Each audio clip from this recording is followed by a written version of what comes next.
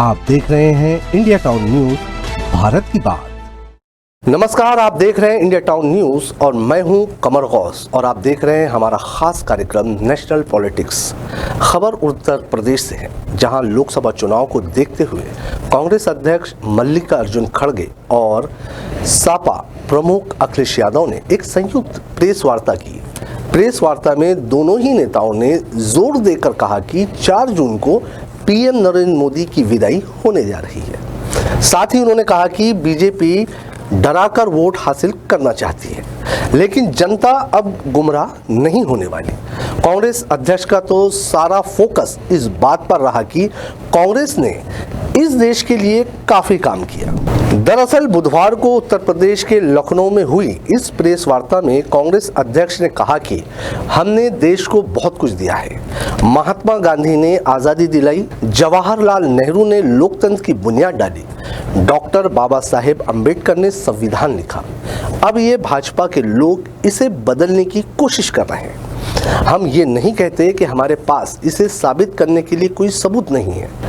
पहली बार आरएसएस के नेता मोहन भागवत ने कहा था कि अगर हम आएंगे तो हम संविधान में बदलाव लाएंगे। उत्तर प्रदेश में तो भाजपा नेता संविधान बदलने की बातें करते ही रहते हैं और मुझे हैरानी होती है कि पीएम मोदी इस पर चुप बैठे रहते हैं। ये देश संविधान और लोकतंत्र को बचाने का विषय है।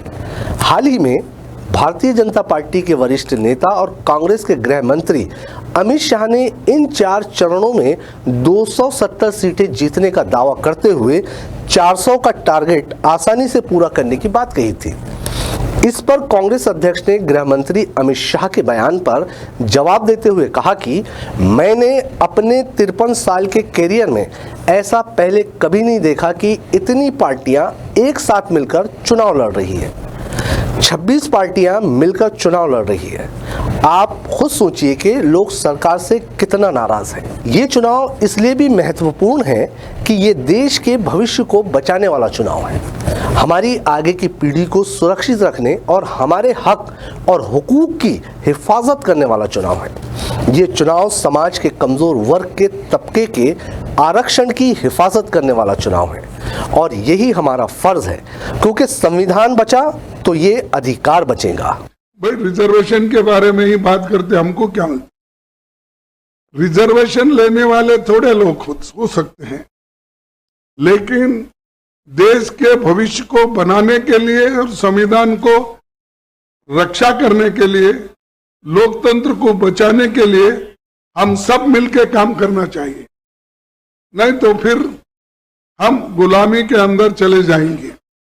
वोट का अधिकार तो सबको है और वोट है तो डेमोक्रेसी में आप किसी को भी ला सकते हैं। तो जब आप किसी को जो अपने आइडियोलॉजी और विचारधारा पे विश्वास रखते हैं उनको ला सकते हैं।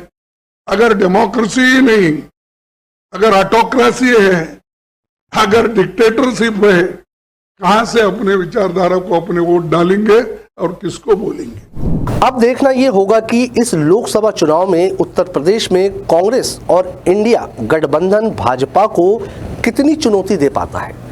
पिछले लोकसभा चुनाव में बीजेपी और एनडीए मिलाकर यूपी में 64 सीटें जीती थी, जबकि कांग्रेस सिर्फ 1 ही सीट जीत पाई थी। अब 4 जून को ही पता चलेगा कि यूपी में कौन सी पार्टी कितनी सीट जीतने में कामयाब होती है। आज के हमारे पॉलिटिक्स के सेगमेंट में फिलहाल इतना ही। मुझे दीजिए इजाजत। नमस्कार।